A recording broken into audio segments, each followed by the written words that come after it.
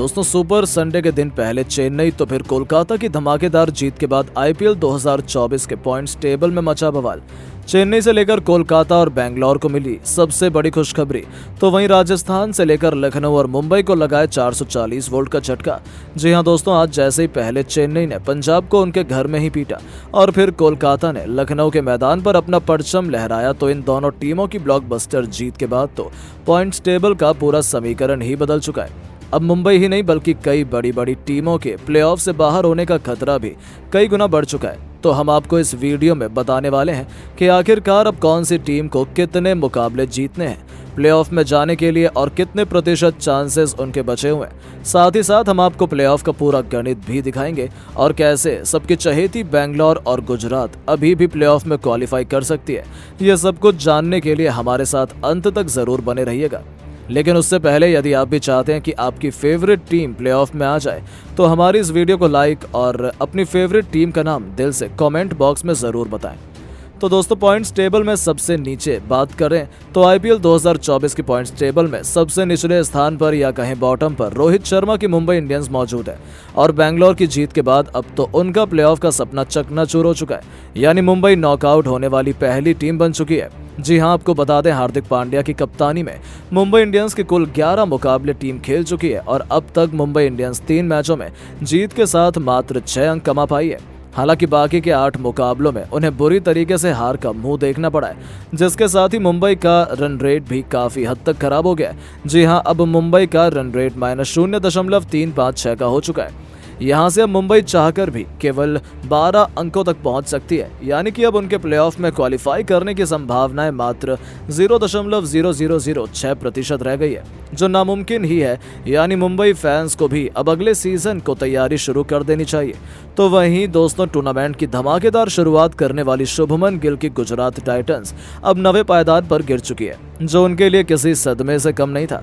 उन्होंने अब तक इस पूरे टूर्नामेंट में 11 मैच खेले हैं। इस दौरान उन्होंने 4 मैच में जीत दर्ज की है, तो वहीं 7 मैच में बुरी तरीके से हार का सामना किया है, जिसके चलते उनके अब 8 अंक हैं और उनका नेट रन रेट भी बेहद खराब -1.320 का हो चुका है, जो पूरी पॉइंट्स टेबल में सबसे ज्यादा खराब है। यानी कि प्लेऑफ में पहुंचने की उनकी उम्मीदें अब धूमिल होने लगी हैं।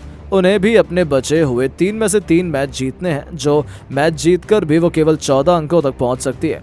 यानी कि अब यह कहना गलत नहीं होगा कि गुजरात के प्लेऑफ में पहुंचने के चांस केवल 3 से 5% रह गए, यानी कि उन्हें भी अपना बोरिया बिस्तर बांध लेना चाहिए।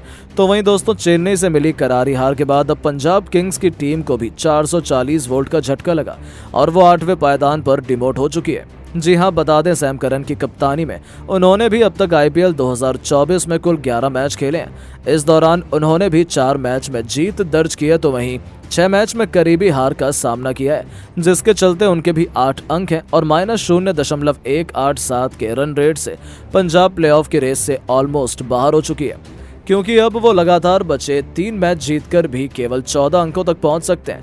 यानी कि उन्हें भी किस्मत और दूसरी टीमों के भरोसे बैठना पड़ेगा। उनके भी प्लेऑफ में पहुंचने के चांसेस गुजरात जैसे ही रह गए हैं। यानी कि पंजाब का एक बार फिर आईपीएल जीतने का सपना लगभग खत्म हो चुका है।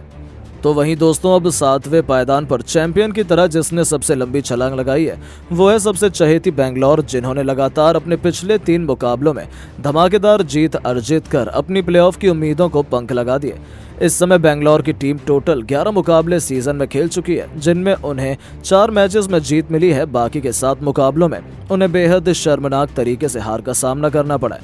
इसीलिए बेंगलोर की टीम भी केवल 8 पॉइंट्स के साथ टेबल में 7वें पायदान पर है और इस समय उनका नेट रन रेट -0.049 है, पंजाब से जो बेहतर है। इसीलिए बेंगलोर पंजाब के ऊपर 7वें पायदान पर है। लेकिन बेंगलोर फैंस को ज्यादा खुश नहीं होना चाहिए, क्योंकि उनके प्लेऑफ में जाने की आशाएं केवल 1% रह गई हैं और अपने अगले 3 मैच लगातार जीतकर भी बेंगलोर केवल 14 अंकों तक पहुंच सकती है।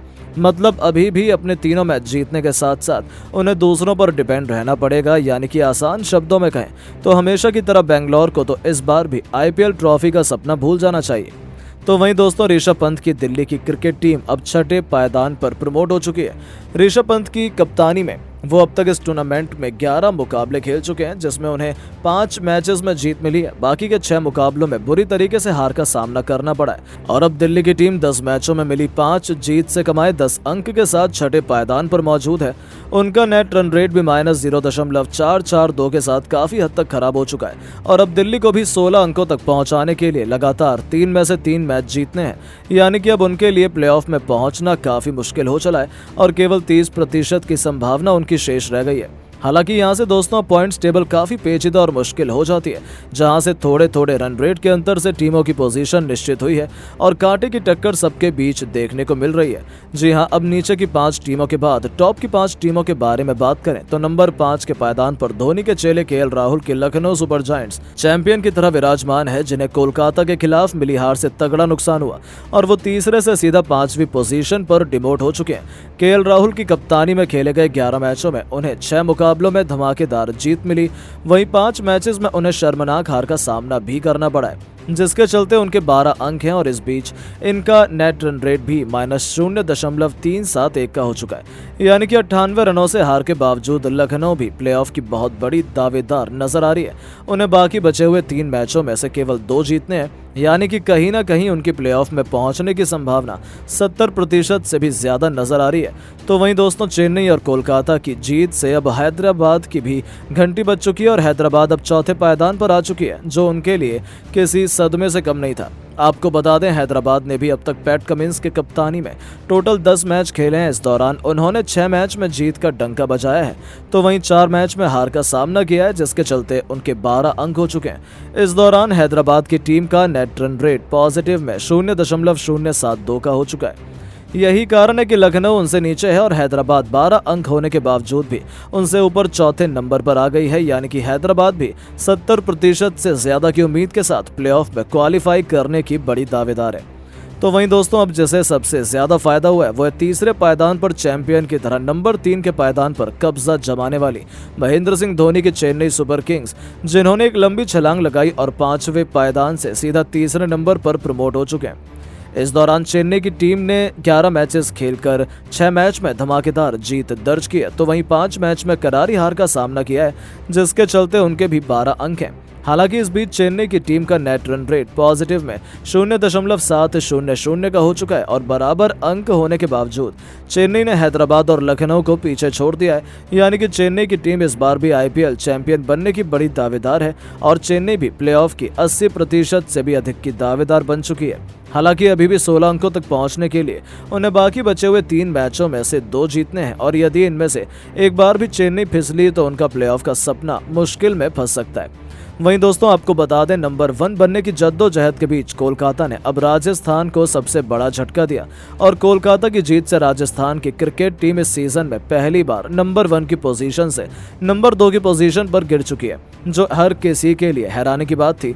जी हां, राजस्थान ने अब तक पूरे टूर्नामेंट में लगातार कुल 10 मैच खेले हैं और काबिले तारीफ तो ये है कि उन्होंने लगातार 5 मुकाबलों में जीत कमाई है, जिसके चलते उनके पॉइंट्स टेबल में सबसे ज्यादा 16 अंक हैं। साथ ही उनका रन रेट भी काफी बेहतरीन है, उनका रन रेट +0.622 का है, जो कई टीमों से बेहतर है, यानी कि अब तो उनका प्लेऑफ 99% निश्चित हो चुका है।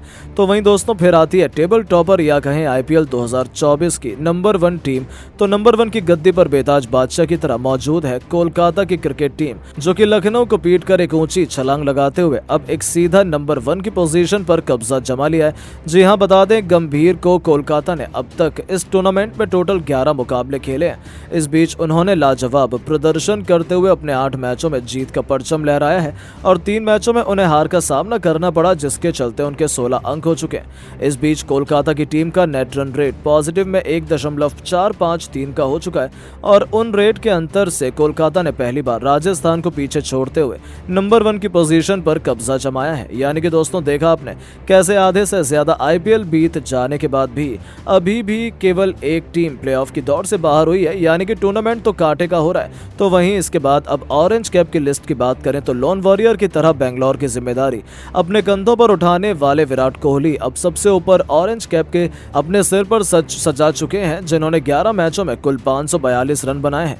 उन्होंने नंबर 2 के पायदान पर मौजूद चेन्नई के कप्तान ऋतुराज गायकवाड़ को पीछे छोड़ा है, जो 11 मैचों में 532 रन बनाकर उन्हें टक्कर दे रहे थे। यानी कि कि इन दोनों दिग्गज सितारों के बीच कांटे की जंग ऑरेंज कैप के लिए हो रही है। इसके बाद पर्पल कैप की लिस्ट की बात करें तो नंबर 1 के पायदान पर मुंबई की आन बान और शान जसप्रीत बुमराह सबको पीछे छोड़ते हुए पर्पल कैप अपने सिर पर सजा चुके हैं। उन्होंने केवल 11 मैचों में ही 17 विकेट चटकाए हैं। वहीं हर्षल पटेल 17 विकेटों के साथ नंबर 2 के पायदान पर उनसे कंधे से कंधा मिलाकर खड़े हैं। यानी कि ऑरेंज कैप और पर्पल कैप दोनों की रेस काफी कांटे की हो चली है। लेकिन दोस्तों, अब आपको क्या लगता है कि कौन सी 4 टीमें करेंगी प्लेऑफ में क्वालिफाई? आप किसके साथ हैं? अपनी पसंदीदा टीम का नाम कमेंट करके जरूर बताएं और ऐसी शानदार खबरों के लिए हमारे चैनल को सब्सक्राइब करना बिल्कुल न भूलें। धन्यवाद।